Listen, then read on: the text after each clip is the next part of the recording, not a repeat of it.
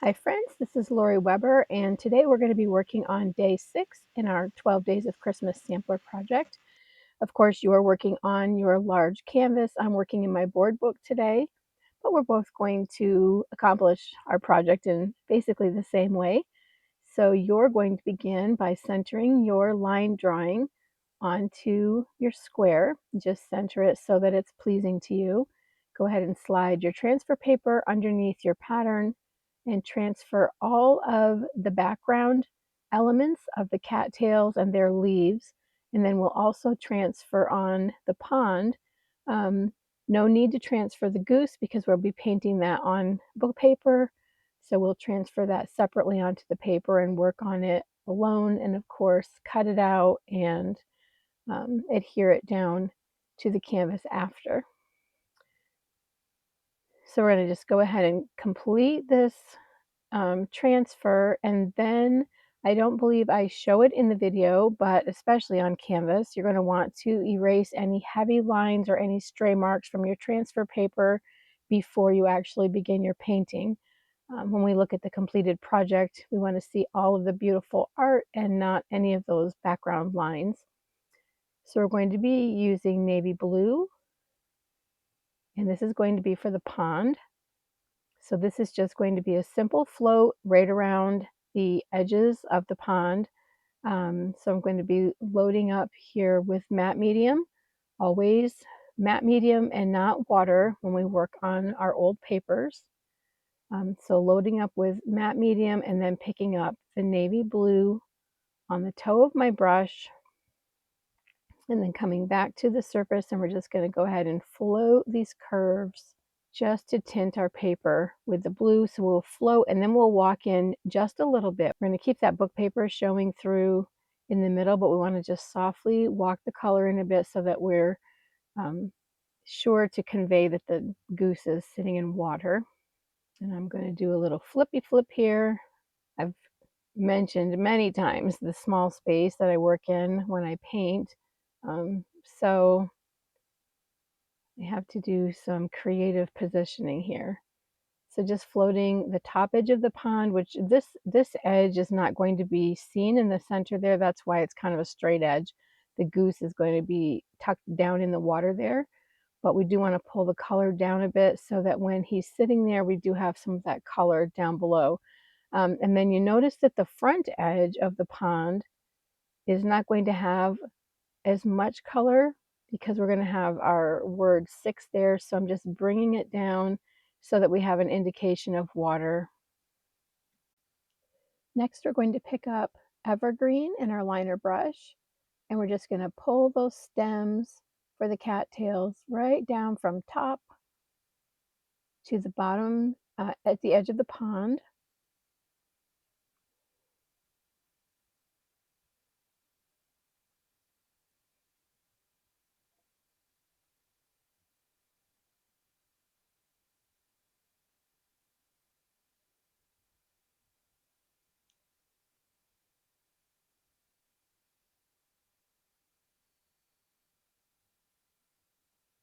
We want to get some nice curves here so we create some shape and some movement. I apologize about my camera. Here it keeps getting a bit fuzzy. But you can see the curve on the right side. Some of these stems are bending towards the right, and then they gently begin to sway towards the left-hand side. And then, of course, the very left-hand stems have a good bend to show they're lying down a bit because the goose has been in there snuggling around, making a little nesting area. Next, we're going to pick up burnt umber in our little round brush. And we're just going to create the cattails, the heads of the cattails with the burnt umber. And we're just going to set the tip of the brush down so that we kind of flatten out the end and then pull with even pressure on the brush so that we get a nice full oval. Again, just press and pull. So as you pull, you're keeping a steady pressure, and then you'll get these nice cattail shapes, kind of a little hot dog shape. So it's different than, say, when we do a comma stroke and we're pulling the brush and we're varying the pressure as we pull. This time we want to be careful to keep a consistent pressure as we pull each one. Next, we're going to be using a little number 4 flat brush, and we're going to pick up aloe and evergreen, making a dirty brush mix right in our brush to get a nice mid-tone value between the light aloe and the darker evergreen. And we're going to use this mix to pull the long leaves on the cattails. So if you are a person who enjoys stroke work, you'll recognize this stroke as being similar to kind of an S stroke, where we are setting the brush down on the chisel and we begin to slide. And then as we slide, we put pressure to widen the stroke out. And then we come back up to a point at the tip. And I apologize, my hand is right in your way, so it's very difficult to see this. I've changed my camera setup and I had the wrong angle when I filmed this. Hopefully from the very first leaf, you'll be able to get an idea of what's happening. Without rinsing the brush, I went back into evergreen, picked it up on the brush, and then just repeated the lower half of the stroke. So that gives us kind of a little shading at the base where they're growing out of the clump in that marshy area. So we've got dark green going to that lighter, well, mid-tone value green actually.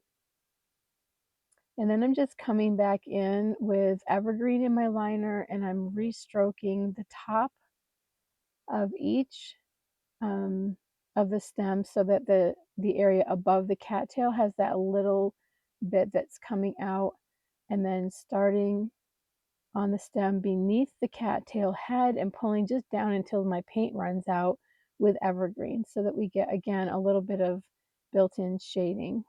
So it just deepens the color in those deep areas.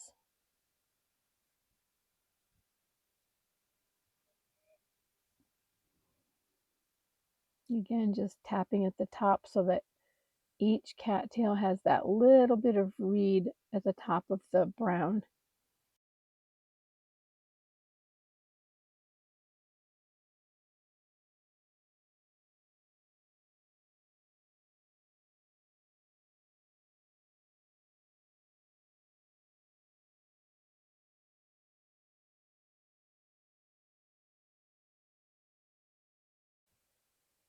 Okay, so now we are going to bring back our book paper that we have prepped with matte medium and white gesso.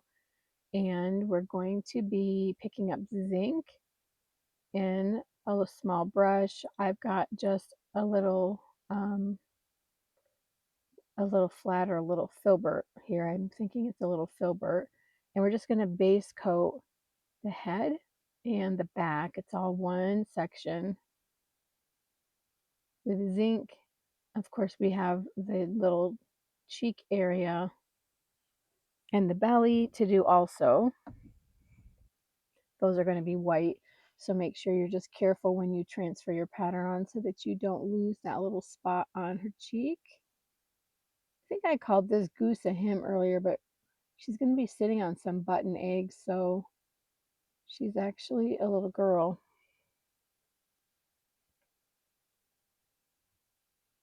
Swinging around here and getting the tail.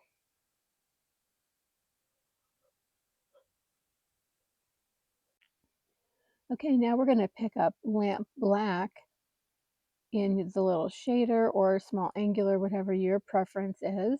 We're just side loading that brush, of course, with matte medium. And then we're floating the top of the head, and we're going to float from the base of the neck all the way across the upper part of the back, and just adding some dark shading along the edges of these zinc areas. Of course, this is going to create the shape that we need to have a nice round head. And also, we're not painting a duck, but nothing can roll off the back, a duck's back, if it's not round. So again, we have to put this dark shading in to help create our shape here. Just send those edges, rounding everything over. And so that's all we're going to do with that. Next, we're going to pick up white, and we're going to be tinting the little circular area on the cheek. And I side loaded my small flat for this so that I could push that round curve. Because our paper is tinted with the gesso already, we do not need to fill in these areas completely. So I'm just I'm just highlighting the edges and then softly kind of pull that color down to soften everything out. And then just it's getting blended right in with that white gesso background tint that we did. And so we just get a beautiful movement of color from the very light white into the darker highlighted areas. And again, I'm just reinforcing those curves and then softening everything out with that blending stroke that you saw there a second ago. And then the same thing on the cheek. It's had a second to rest. So I'm just refloating the top edge one more time just to reclaim the shape and get it all firmed up. And there we have the head and the body with our white tint. And that brings us to the beak. We're just going to be base coating that with Georgia clay. I'm using my round brush for this.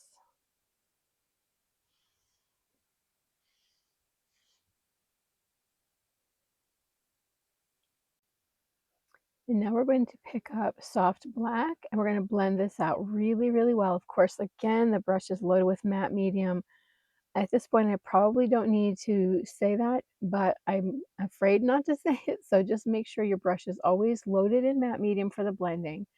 We're going to blend out our brush super well so that we get this beautiful sheer float of soft black that's going down the chest and the tummy area to create just a little bit of a shadow there. And then we're also going to touch this to the lower edge of that white cheek. Very narrow, just a very gentle little shadow there. And then from here, we're going to pick up a tiny bit of white on the toe of our brush and float just a little bit of a white shadow at the front edge of the head from just about 11 o'clock on the head and float it down that front edge against the beak. And then I'm touching just the tiniest little few hairs of my angular shader into the soft black and floating it at the base of the beak, right up against the head for a little shadow there. I know you love me when I do that. And then just dip dotting a little tiny black eye. And we're going to give him a little bit of a dry so that we won't smear anything. And that's all we're going to be doing to the goose. We'll go ahead and use our detail scissors and cut him out and get him adhered onto the canvas. I'm just going to fast forward through this part of the video until we're ready to adhere him on.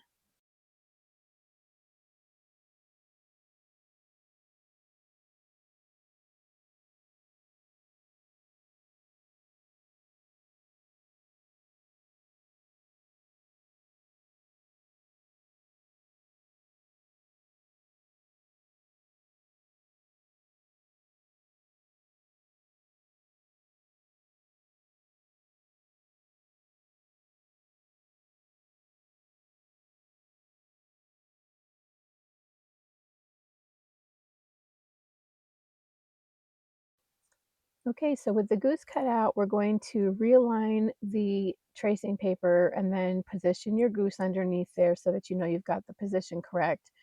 And then we're going to go ahead and transfer the word 6 right now so that we don't have to fight matte medium when we are ready to letter that. So again, with your stylus, and just trace over the lettering there unless you want to freehand it, which of course is totally fine and wonderful in your own handwriting. And then for some reason, when I created this project, I went ahead and used my Tombow pen and did the inking now. I do not recommend that because then when you put the matte medium on, you have to be very careful to stay out of the ink. It takes the ink a little bit to cure. So I recommend transferring it now, then adhering the goose with the matte medium, which you'll see here on the video shortly, And then when that's dry, then go back in with your Tombow pen and ink the lettering. But since it's playing now, I'm going to go ahead and show you that you can see on the upward strokes, we're on the very tip of the brush and we get that super fine line. And then for each downward stroke, we add pressure, and that's how you get that beautiful kind of calligraphy lettering that goes from thin to thick. And you can see I had to restroke over that part, so it happens to all of us. So I'm just fixing that little bobble right there. Luckily, it happened in a wide area of the letter.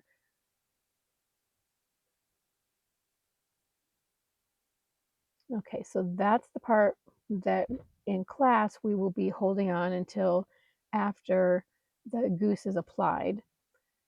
Now you're going to see that we're using the matte medium, and you've done this many times. We're going to put matte medium down on the surface and on the back of the goose that we're adhering, so we have two wet surfaces coming together. That really helps our holding power. So I'm just stroking on some matte medium on the back of the bird and then onto the pond, and carefully, since I have wet ink down there, and just position her the way you like. So we're not pressing anything down until you have the position where you want it. And then just use your brush here. You can see I'm just using my pattern again to make sure my position is correct before I actually adhere her down.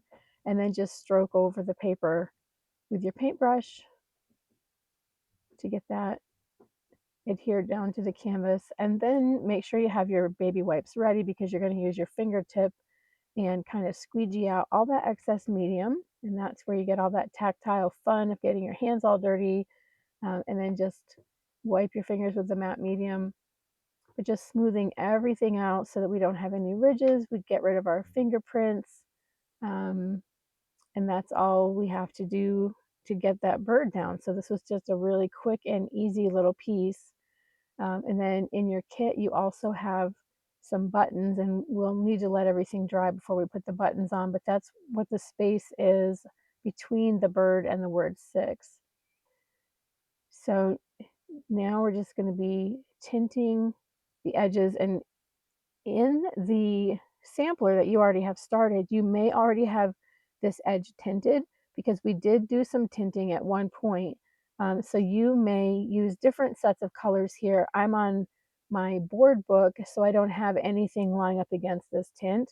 So I put navy on the edge of my book page. But if the left-hand side of your square already has a dark edge, then you'd want to float maybe some white down there.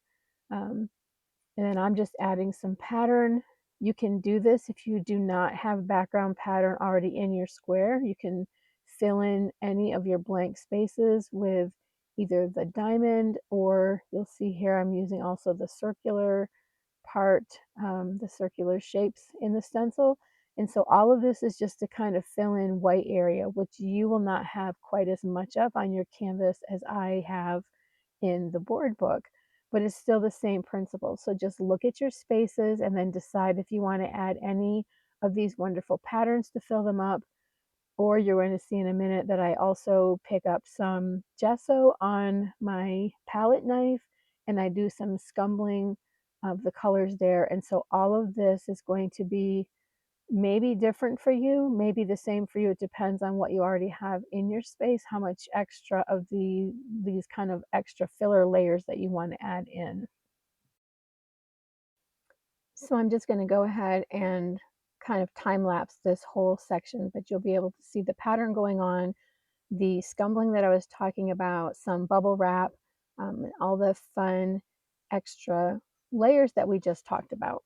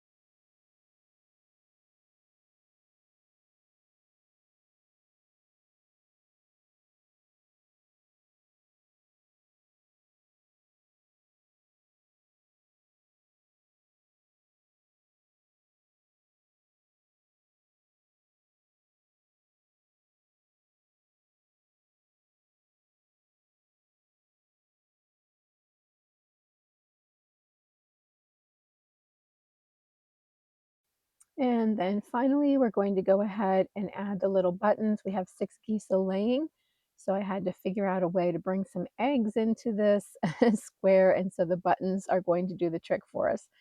So you can arrange them in whatever order or position is pleasing to you. I'm going to use my Crafter's Pick, the Ultimate tacky glue to adhere mine down. Um, and that's going to wrap up our 6th day of Christmas square. So I hope you enjoyed this one. This was a pretty quick and simple one. And won't this be a cute ornament for those of you who are doing the ornaments? Okay, that's all for tonight, and I will look forward to seeing you for day 7. Good night.